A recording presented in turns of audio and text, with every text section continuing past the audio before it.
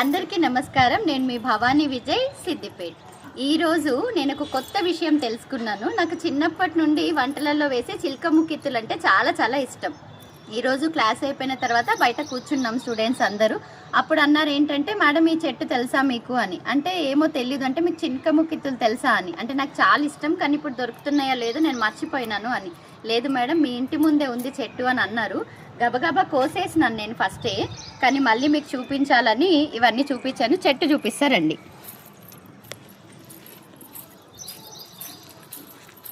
నాగమని వీడియోకి రావా?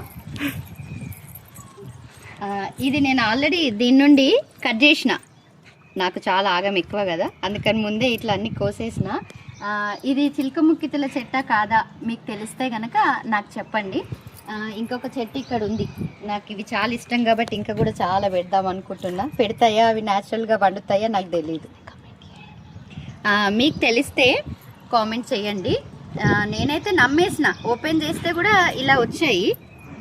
ఎండబెడితే నిజంగా వచ్చేసినాయి ఆల్రెడీ. ఇవే ఎండితే అవే అవుతాయి.